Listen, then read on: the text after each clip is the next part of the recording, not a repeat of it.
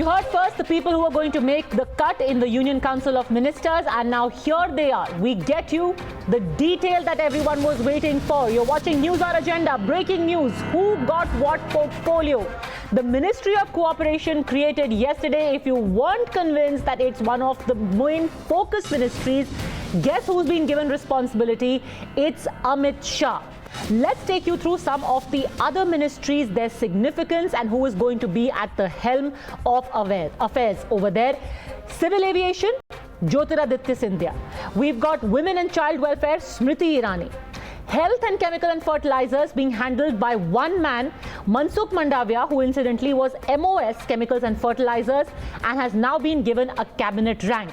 Piyush Goyal, the Textile Ministry from Smriti Irani, now he's going to handle that along with Commerce and Industry, Consumer Affairs, Food and Public Distribution. Jitendra Singh, special focus on this ministry, the Science and Technology Ministry, which is why the MOS PMO is going to handle this ministry as well. And sources say that the Prime Minister himself will be keeping a close eye. Let me straight away bring in Amit, who is joining us live from outside Rashtrapati Bhavan. Let's take a look at the significance. Ministry of Cooperation, कल उसका बनना यही दर्शाता था क्या उसकी importance है, और आज जिसका चार्ज उसे दिया गया है इंपॉर्टेंस को अंडरलाइन करता है। अमित जी, आपने सही कहा कि जो इम्पोर्टेंस को अंडरलाइन करता है और कितना इम्पोर्टेंट सहकारिता मंत्रालय है, इसका अंदाजा इसी बात से लगाया सकता है कि अमित शाह जो कि गृह मंत्री हैं, उन्हें इसकी जिम्मेदारी दी गई है। पहली बार ये मंत्रालय बना है और उसकी सीधी जिम्मेदारी अमित शाह को है, क्योंकि प्रधानमंत्री को पता है कि किस तरह से और कौन सबसे बेहतर तरीके से उनकी जो प्लानिंग्स है, जो उनकी योजनाएं हैं, जो उनकी सोच है, उसको जमीन पे उतार सकते हैं। जल्दी पूरी लिस्ट में जाते हैं। मनसुख मंडाविया, बड़े सारे लोग अपना सिर खरोच रहे होंगे ये सोच करके कि हेल्थ, केमिकल और फर्टिलाइजर्स एक ही आदमी को क्यों, but it doesn't take rocket science. Chemicals and fertiliser मंत्रालय का क्या रोल था पैंडेमिक में, और क्यों इन दोनों को एक ही आदमी को दिया गया है, ये बताइए अमित। देखिए, सबसे बड़ी बात कि पैंडेमिक के दौरान जो दवाइयां थी या जो भी चीजें, जिस तरह से मुश्किल का दौर एक था जब सारी दवाइयां ब्लैक हो रही थी, महंगी मिल रही थी, रेमडेसिविर मिल नहीं रहा था, उस समय किस तरह से दवाइयों को पब्लिक तक पहुंचने के लिए एक बड़ा कदम उठाया मनसुख मंडाविया ने कि कैसे वो ब्लैक ना हो, लोगों तक पहुंचे। तो ये हेल्थ से जुड़ा हुआ मामला है कि जब सीधे अगर हेल्थ की बात करें तो दवाइयां और मेडिसिन का जो मैटर है, या फिर जो हेल्थ से जुड़े हुए जो इक्विपमेंट्स होते हैं, वो सारी चीजें उनके अंडर में आती थी। तो ऐसे में तय किया गया कि दोनों मंत्रालयों को साथ ही दे दिया जाए। कितनी दवाई किस स्टेट को अलॉट होनी चाहिए, ये केमिकल्स एंड फर्टिलाइजर्स मंत्रालय डिसाइड कर रहा था। DV Sadananda Gowda was the minister, he tendered his resignation and now taking over the cabinet rank is Mansukh Mandaviya. He was the MOS and he will also handle health, underlining the importance of this MP from Gujarat now.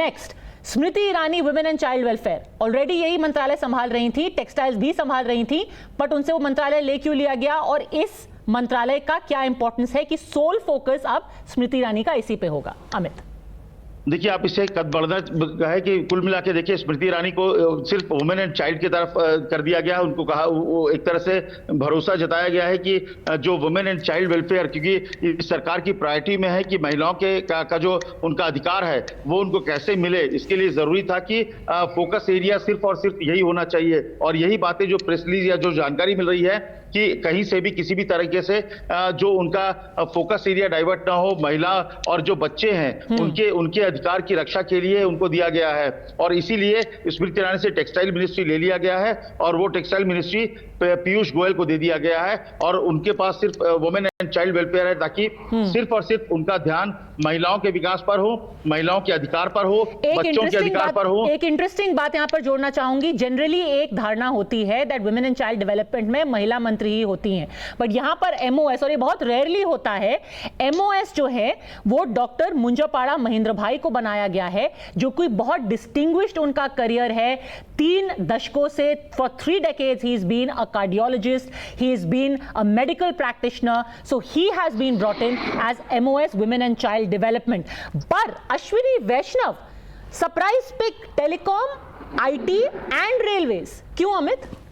जी हाँ, मुझे लगता है कि ये सबसे surprise name में से है, क्योंकि अश्विन वैष्णव पर बहुत ज्यादा भरोसा प्रधानमंत्री कर रहे हैं। एक पुराने ब्यूरोक्रेट रहे हैं प्रधानमंत्री, जो पूर्व प्रधानमंत्री हैं वाजपेयी के साथ उन्होंने काम किया हुआ है, और उनको आप कह सकते हैं टेक्नोक्रेट ब्यूरोक्रेट की जो एक कॉम्बिनेशन है वो अश्विन वैष्णव के पास है। और यही वजह है कि आप इसको ये इस तरह से भी कह सकते हैं कि जो पीयूष गोयल के पास कभी रेलवे था, आईटी मिनिस्ट्री रविशंकर प्रसाद के पास था, तो ये एक बहुत बड़ी जिम्मेदारी, मुझे लगता है पहली बार मंत्री बन रहे हैं और सीधे वो कैबिनेट मिनिस्टर बन रहे हैं। कैबिनेट मिनिस्टर बनने के बाद एक बहुत बड़ी जिम्मेदारी, और मुझे लगता है कि बहुत बड़ा भरोसा जो है, एक जो उम्मीद और भरोसा है वो प्रधानमंत्री ने अश्विन वैष्णव पे जाहिर किया है, और इसलिए उनको बहुत बड़ी जिम्मेदारी रेलवे आईटी जैसी मिनिस्ट्री दी गई है। एक और नाम और एक और पद जो है, जो कि मिनिस्ट्री ऑफ एजुकेशन, इस पर कोई भी जब बीजेपी की सरकार होती है, ना सिर्फ बीजेपी का बहुत ध्यान रहता है पर संघ का बहुत ध्यान रहता है। धर्मेंद्र प्रधान को क्यों चुना गया है इसके लिए?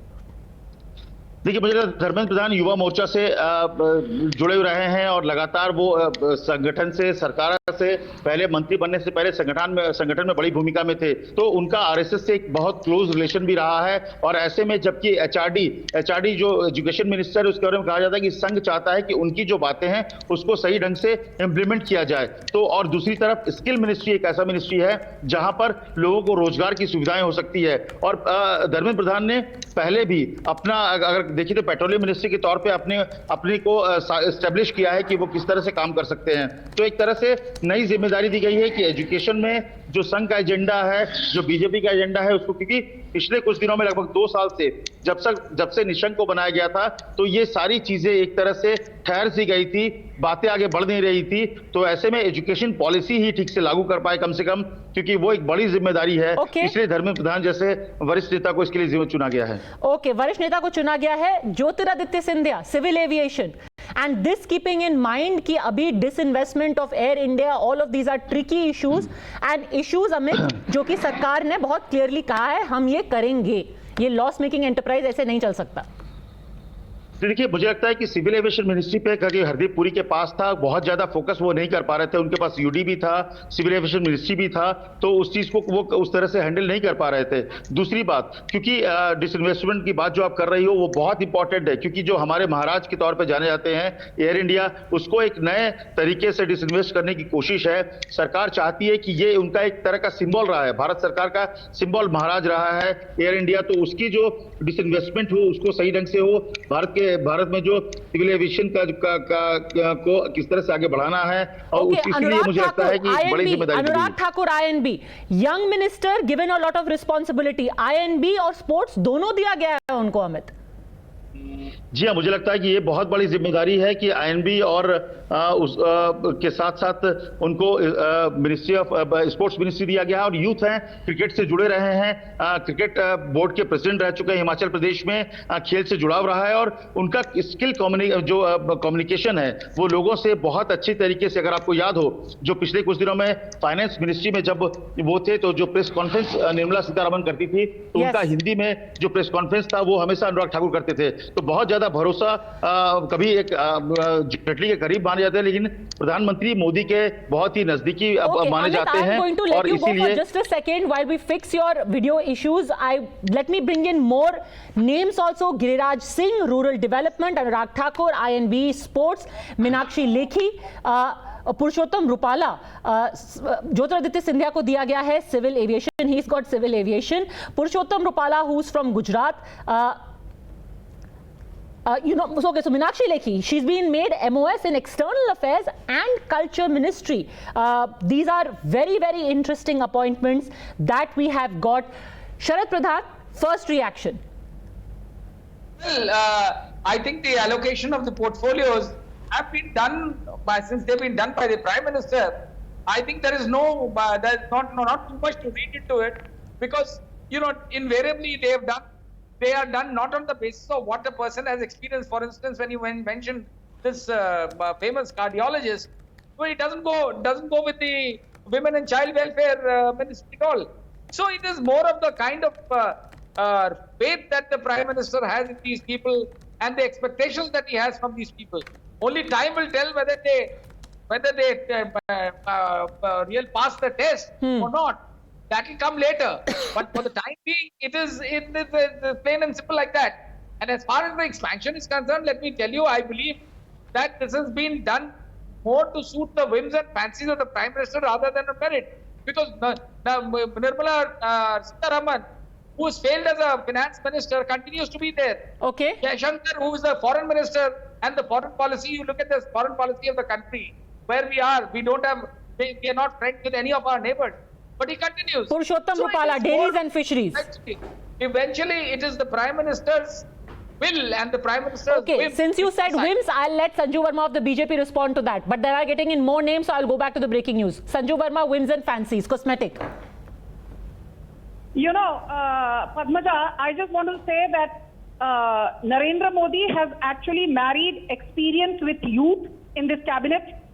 The fact that 27 cabinet ministers are OBCs, which means that Environment and 35% Labour, of the total Bhupendra cabinet Yadav, drafted in from the organization into the Council of Ministers.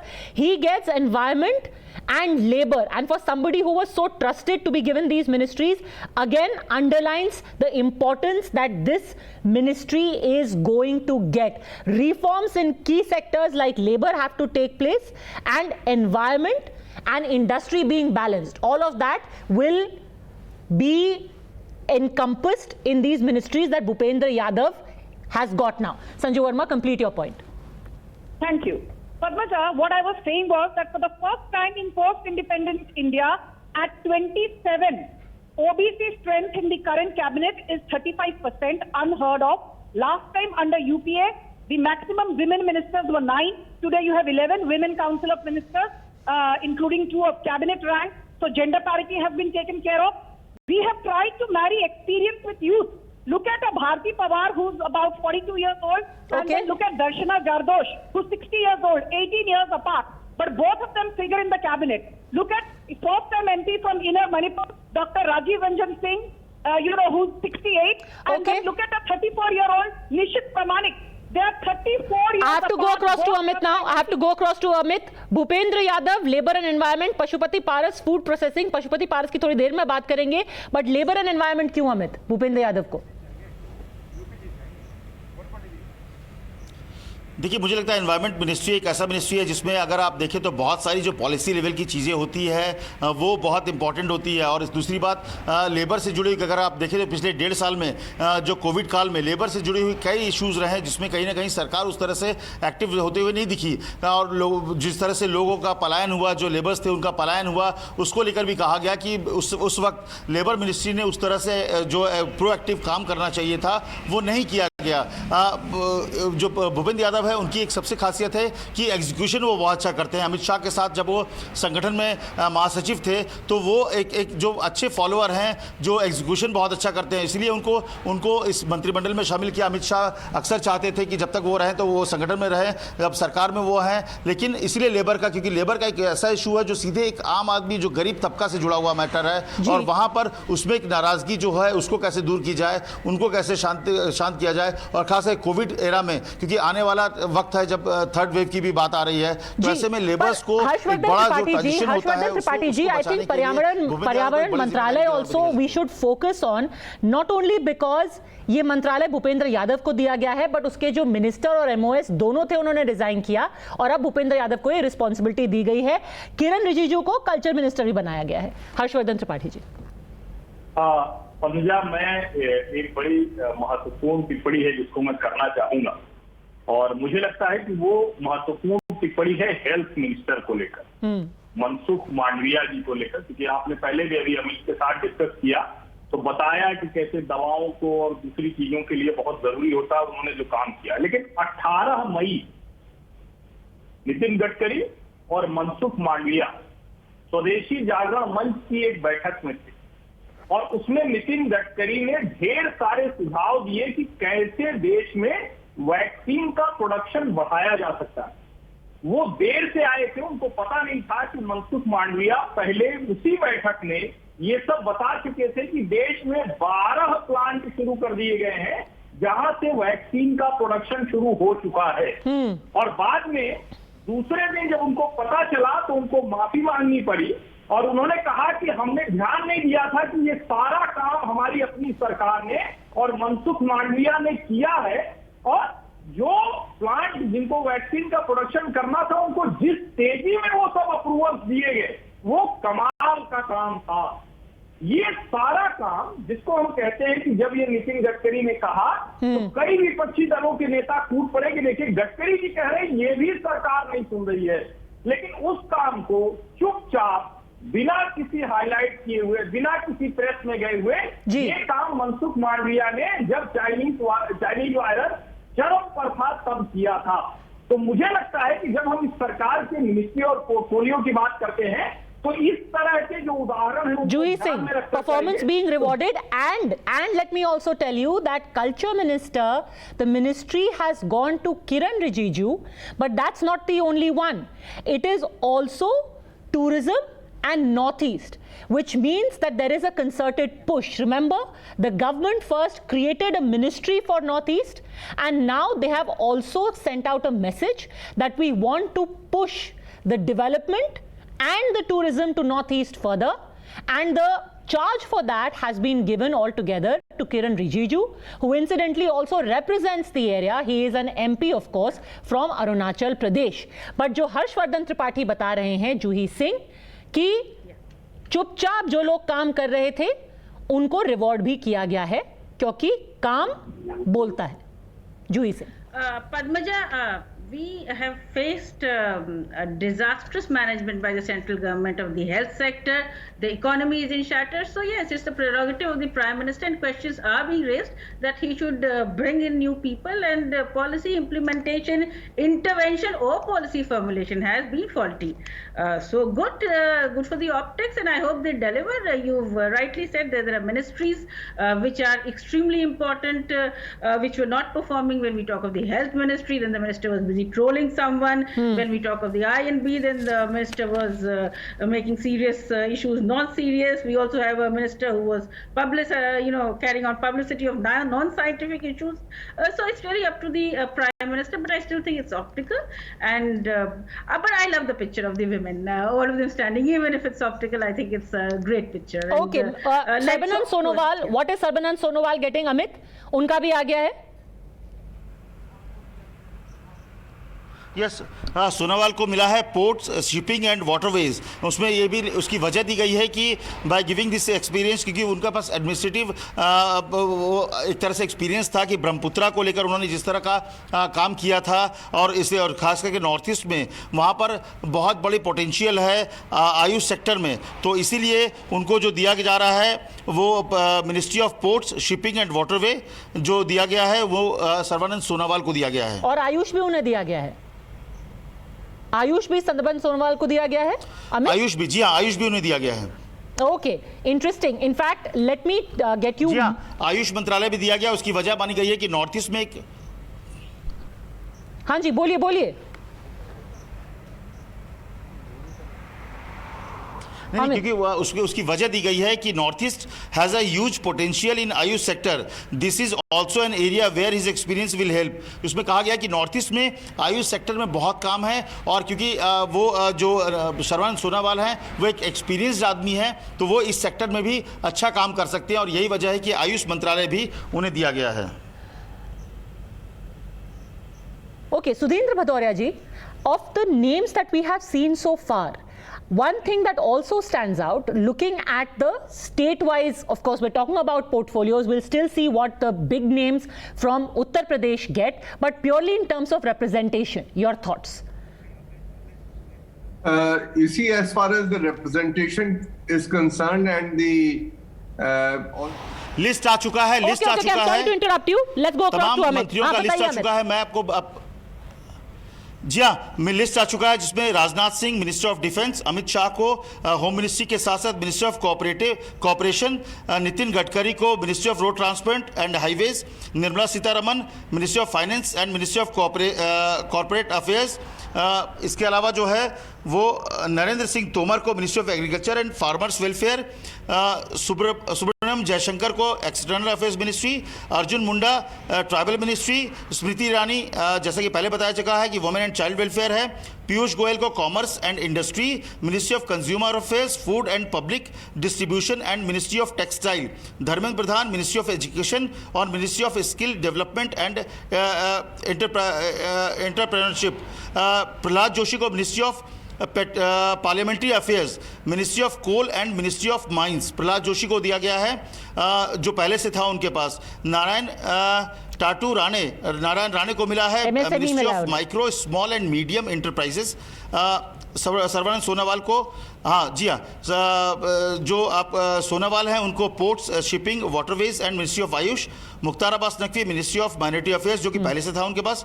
Virendra Kumar को ministry of social justice and empowerment, जो कि पहले से ही मध्य प्रदेश के थावरचंद गहलोत के पास था, वो वीरेंद्र कुमार को दिया गया है। गिरिराज सिंह को ministry of rural development and ministry of panchayat Raj, जी हाँ, इनका आप कह सकते कद बढ़ाया गया है, ministry of rural development and ministry of panchayat Raj दिया गया है। ज्योतिरादित्य सिंधिया को मिनिस्ट्री ऑफ सिविल एविएशन दिया गया है।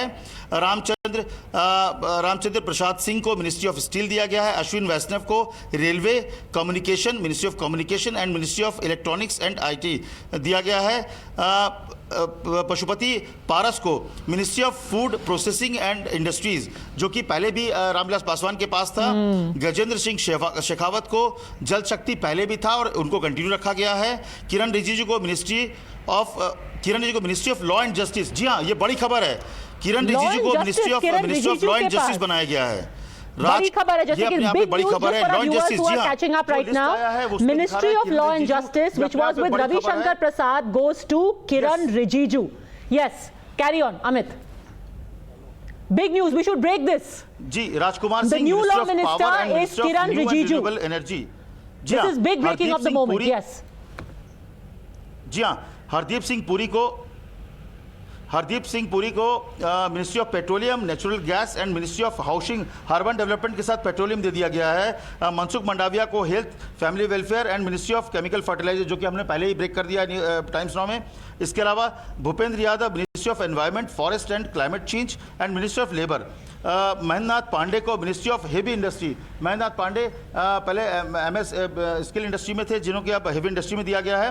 पुरुषोत्तम रूपाला को fisheries, animal husbandry and dairying है, जो कि पहले गिरिराज सिंह के पास था। G Kishan Reddy ministry of culture, ministry of tourism, ministry of development of north east की जिम्मेदारी किशन रेड्डी को दिया गया है। अनुराग ठाकुर को ministry of I and B and ministry of youth affairs sports दिया गया है। Inderjit Singh Okay, let's hold up over there. Let's hold up over there. There seems to be a slight change.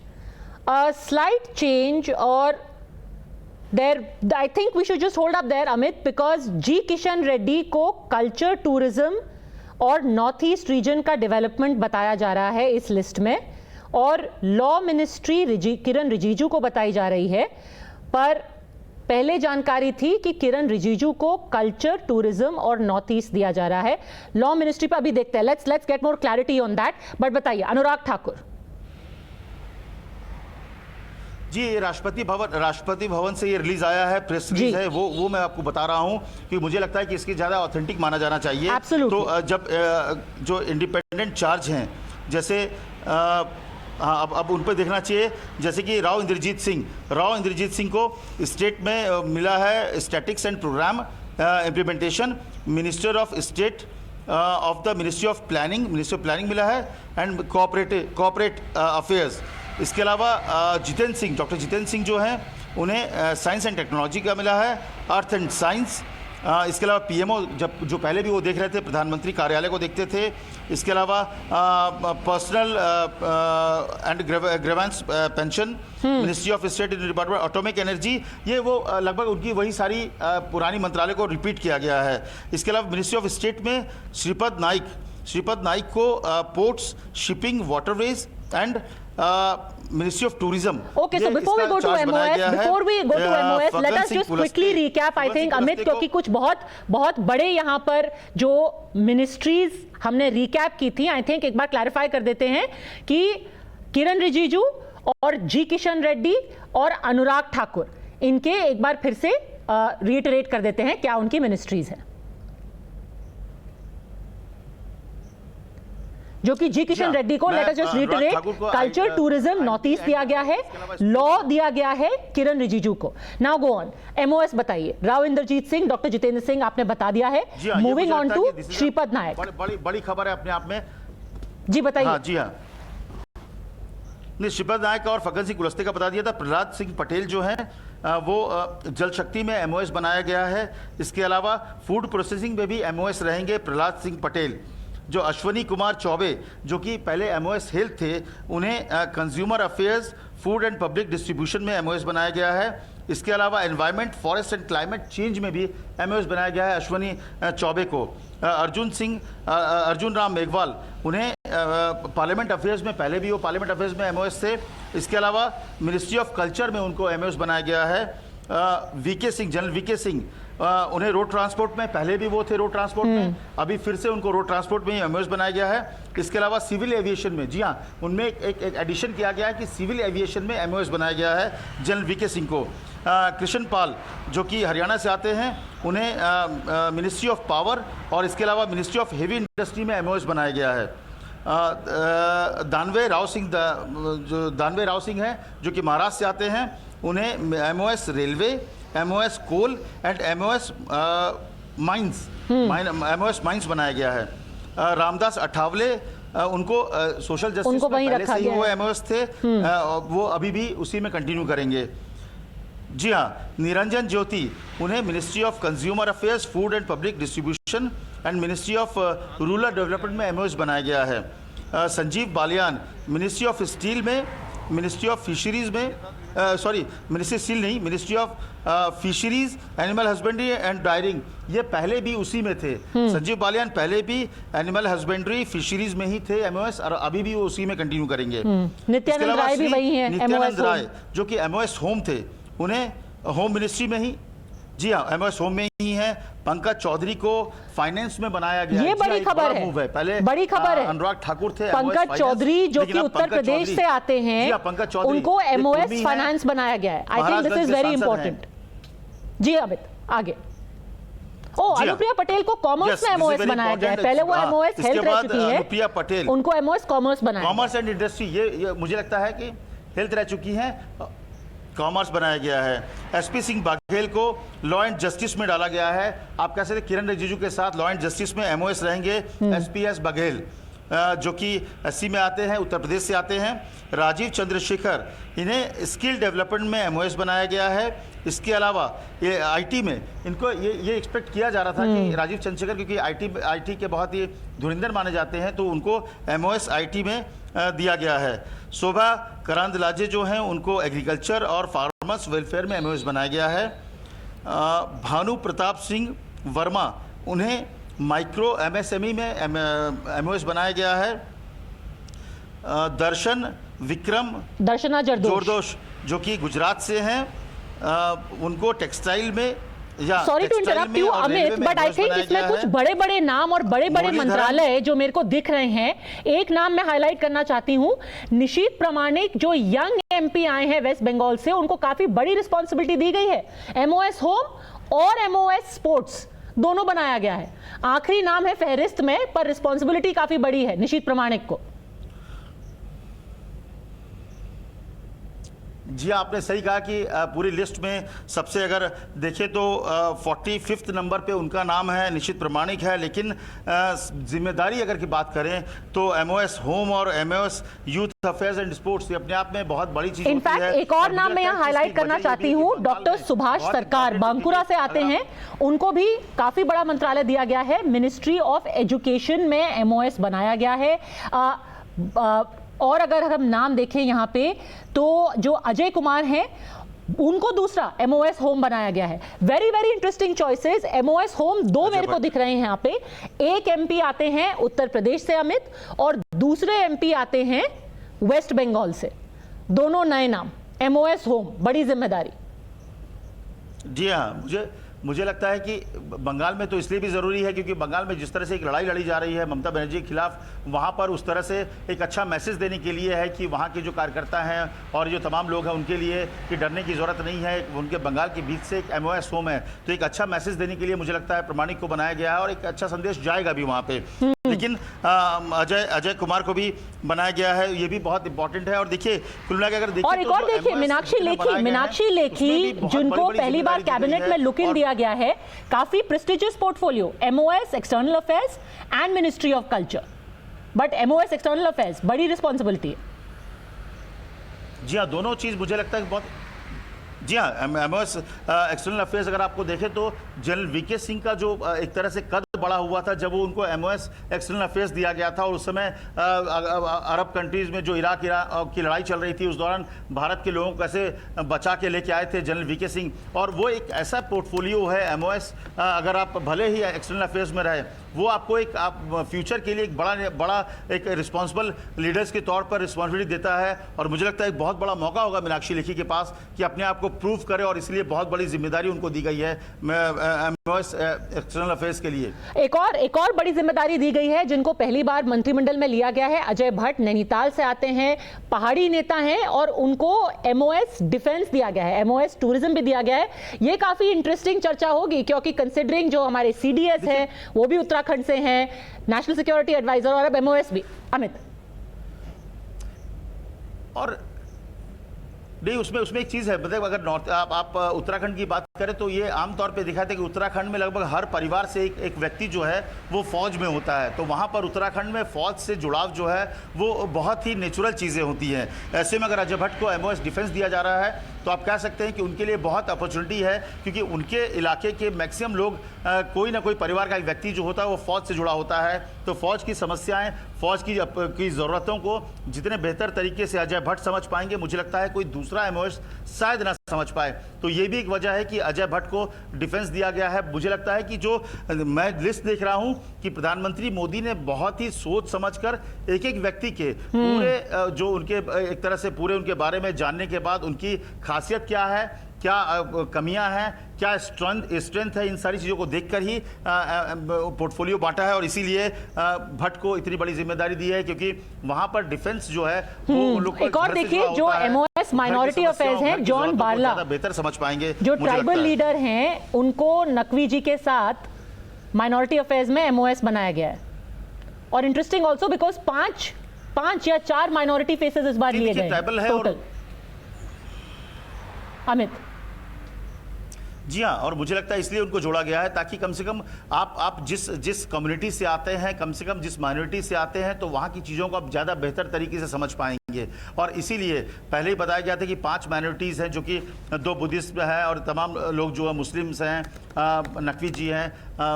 तो ऐसे में बेसिकली कोशिश ये है कि अगर आप उस कम्युनिटी से जुड़े होते हैं तो आपको वहाँ की समस्याओं के बारे में बेहतर तरीके से पता है, वहाँ के लोगों के वेलफेयर के बारे में ज़्यादा बेहतर पता होता है, और शायद इसीलिए उन्हें MOS बनाया गया माइनॉरिटी अफेयर्स में, ताकि बेहतर तरीके से कोऑर्डिनेशन के साथ काम किया जा सके। ऑल राइट, अमित आप हमारे साथ रहिए। आई थिंक मोटा we have put out the big names and the big portfolios where they have gone. I apologize, Harshvardhan Tripathi, Sharad Pradhan, कि आपको इतनी देर तक we have made you wait. But Sharad Pradhan, now that you have heard all of these names, thoughts? Well, I think we have made our own estimations on our guesswork on why Modi should have given them these portfolios. But at the end of the day, you know, it is time only which will tell, because invariably portfolios are not gifted away on the basis of their experience in that particular line. Considering that all of them are new, most of them are new, so time will tell whether they live up to the expectations of the Prime Minister or not. Because, well, there is no doubt that a lot of them are well educated, they have good credentials, but in at the end of the day, what needs to be seen is whether they are able to deliver what they are expected to deliver. And many of them, and you know, considering that they have to fit also, but you know, put the bill. I just want to point out, and if we just take a look at the names, okay, Sanju Verma I think wants to comment now. Yes, but I want to point out for our viewers that there are young names who've been given heavy responsibilities, from home to culture to cabinet portfolios also. Look at that, Anurag Thakur. Few years ago he was Yuva Morcha chief. Today he has INB and sports. Sanju Verma. the tough. Padmaja, I think you summed up very well when you mentioned one very interesting name. I mean, even look at Meenakshi Lekhi. I'm saying this despite being the national spokesperson of the BJP, that right since 2014, there have been murmurs doing the rounds that, oh, she'll be inducted in the cabinet. And finally, the wait was over today. And look at the important ministry that she's been given with, albeit it's a MOS position. And I think one thing you have to admit, Padmaja, the fact is that perform or perish. There is no jugaad culture when it comes to Narendra Modi. I mean, let's admit to the fact that some big names, heads have rolled. And I remember I have been on so many debates sometimes now where you question me, Sanju Verma, if the second COVID wave, could have been managed better, then why is it that heads have not rolled? So I think today at least you need to give credit to the Prime Minister that he does what he does. And imagine 12 ministers being expelled and 7 being elevated. If you look at the minutiae, you will understand that there is no substitute for meritocracy in the Modi government. Okay. So while you can say that, the number has increased from 57 in 2019 to 77 today, yesterday it was 52. But the fact is that minimum government, maximum governance is not just about numbers, it is about bona fide intent. And Okay. that was the last thing, Padmaja, you saw 68 graduates, 13 lawyers, 6 doctors, 5 engineers and 7 PhDs, including Ashwini Vaishnav, a retired IAS officer. Okay. And somebody who studied from IIT Kanpur and Wharton University. Okay. And Rajiv Sharad Pradhan wants to Chandra- respond to you. Sharad Pradhan wants to respond to you. Well, I just would like to point out that if somebody like Dr. Harshvardhan has been fired, are we ready to believe that the decisions, the decisions which failed us in handling the COVID wave 2, would you hold just Dr. Harshvardhan responsible for it? Can the decisions for the COVID vaccine could have been taken entirely by Dr. Harshvardhan? Sanju And Verma. then secondly, if the non-performers have been punished, are you trying to say that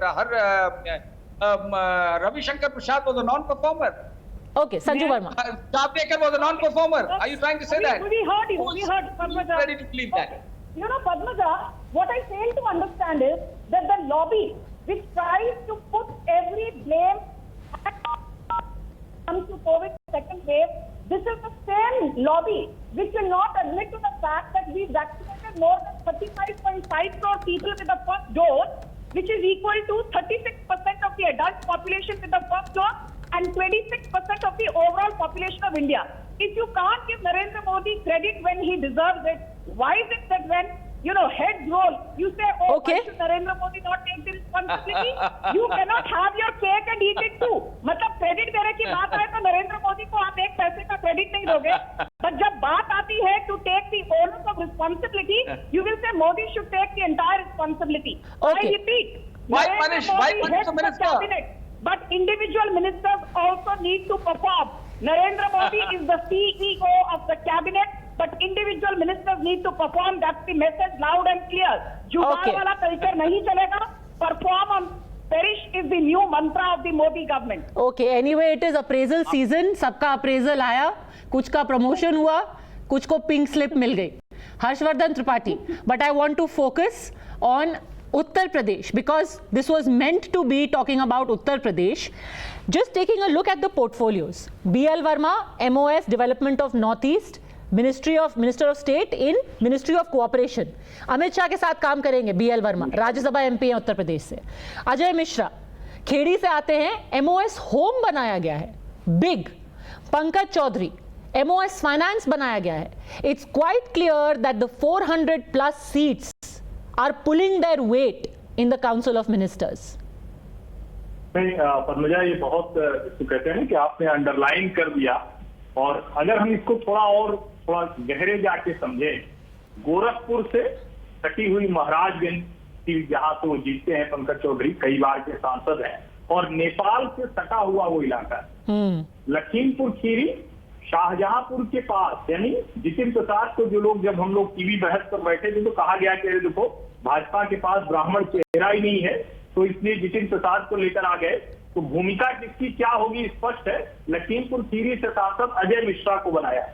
BL Verma हो, SPS Baghel हो, या फिर अनुप्रिया पटेल और कौशल किशोर। बहुत स्पष्ट तौर पर बताया गया है कि जो उत्तर प्रदेश का क्षेत्रीय और जातीय समीकरण है उसको कैसे महत्व दिया गया है, और उस महत्व में एक बात का जो विशेष ध्यान रखा गया है जिसको मैं कम से कम ये मानता हूं, जैसे कौशल किशोर ने तो बाकायदा चिट्ठी लिख दी थी जब कोविड के समय में उत्तर प्रदेश सरकार प्रबंधन ठीक नहीं कर पाई, लेकिन वो जेन्युइन कंसर्न था तो उसको भी, जिसको कहते हैं मंत्रिमंडल का विस्तार करते समय, वो उनकी बाधा नहीं आया।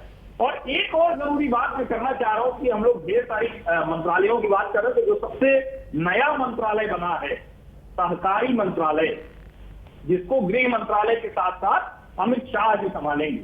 अगर आप अमित शाह की वेबसाइट पर जाएं तो बड़ी रोचक सी जानकारी है कि 1998 तक गुजरात के सभी सरकारी बैंकों में कांग्रेस का कब्जा हुआ करता और उसको किस तरह से अमित शाह ने ध्वस्त किया, और सिर्फ ध्वस्त नहीं किया, अहमदाबाद अर्बन कोऑपरेटिव बैंक के चेयरमैन के तौर पर उसको लाभ में लाने वाले अमित शाह हैं। तो मुझे लगता है कि जितनी भी नियुक्तियां आप विभाग में देखते हैं उसके सबके तार जुड़े हुए।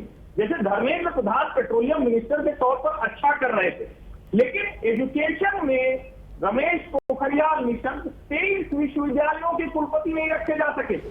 कोई भी एजुकेशन में जो काम करना चाहिए, जिसको हम कहते हैं कि संघ क्या चाहता है, नेशनलिस्ट नैरेटिव में क्या होना चाहिए, एकेडमिक्स में क्या चेंज आया, तो धर्मेंद्र प्रधान जो कैंपस से निकले हैं, एबीवीपी से निकले हैं, फिर युवा मोर्चा होते हुए अभी वो भारतीय जनता पार्टी के नेता हैं, उनको शिक्षा मंत्रालय दिया गया है। तो बहुत क्लियर कट है, अनुराग ठाकुर को जब आईएनबी मिनिस्ट्री दी गई तो क्लियर कट है कि नैरेटिव की लड़ाई में मोदी सरकार 2 वो पिछड़ रही थी। उस नैरेटिव की लड़ाई को कैसे लड़ना है ये वो मंत्रिमंडल तय करेगा, जो आज मंत्रिमंडल बना है नया, जिसको नए पोर्टफोलियो के साथ। Okay, in every expansion, you know, you focus on issues of caste, class, regional balance, ye wo. But because on my show I have a special soft corner for women as well, I want all of you to take a look at this one picture, and I would want Amit to comment on this picture. अभी तक 2 महिलाएं थी council of ministers में अमित, ये picture should give hope and should put a smile on a lot of faces, जहां पर JP Nadda हैं। अब टोटल जो महिला शक्ति है इस मंत्रालय की, आई थिंक 9 महिलाएं अब हैं। And it's not as if, because remember, there were very powerful women earlier also. You had Sushma Swaraj, you had Nirmala Sitharaman, you had Smriti Irani. Unfortunately, Sushma ji passed away. But now it seems women are pushing back in the Council of Ministers. मंत्रालय भी उनको अच्छे खासे दिए गए हैं। अमित जी हाँ, देखिए, जब कल ही जब तय हो रहा था कि आज रिशफल होने वाला है, उससे पहले ये बताया गया था कि इस बार जो होगा उसमें सिर्फ यूथ नहीं बल्कि ओबीसी, एससी, एसटी के अलावा महिलाओं को भी प्रमुखता से जगह में दी जाएगी। और सबका, जो आप कह सकते हैं कि सबका साथ सबका विकास जो कि प्रधानमंत्री कहते हैं, उसको एक तरह से चरितार्थ करने की कोशिश होगी। और इसीलिए महिलाओं को बड़ा रिप्रेजेंटेशन मिला है और अच्छी खासी, सबसे बड़ी बात कि उनको जिम्मेदारी अच्छी मिली है। आमतौर पर महिलाएँ अगर आप लेते थे तो उनको एक बड़ी जिम्मेदारी मिलती नहीं थी, लेकिन मुझे लगता है कि इस बार जिम्मेदारी भी अच्छी दी गई है और एक्सपेक्टेशन भी शायद प्रधानमंत्री का बहुत ज़्यादा है। कल शाम को 5 बजे उन्होंने कैबिनेट की बैठक बुलाई है, जो नई कैबिनेट होगी। इसके अलावा शाम को 7 बजे बता दूं, स्मृति ईरानी तो है ही women and child development, Nirmala Sitharaman है ही मिनिस्टर ऑफ फाइनेंस। उसके अलावा आपको जो प्रतिमा भौमिक हैं उनको MOS social justice and empowerment दिया गया है। साथ ही साथ मीनाक्षी लेखी को MEA में MOS बनाया गया है। बात करें रेणुका सरूता की, उनको ट्राइबल अफेयर्स में बनाया गया है MOS। उसके अलावा दर्शना जरदोश हैं MOS textiles, MOS railways. Meenakshi Lekhi को कल्चर और एक्सटर्नल अफेयर्स दोनों में MOS बनाया गया है। और ministry of agriculture farmer welfare में MOS हैं शोभा करंदालेजे। So this is not a lightweight ministry. Good representation. Let's see now the reactions. Tomorrow we'll be busy with, of course, all the reactions. For the time being, all the information out there. Thanks very much, all gentlemen. Sanju Verma for joining me. Congratulations to everyone inducted today.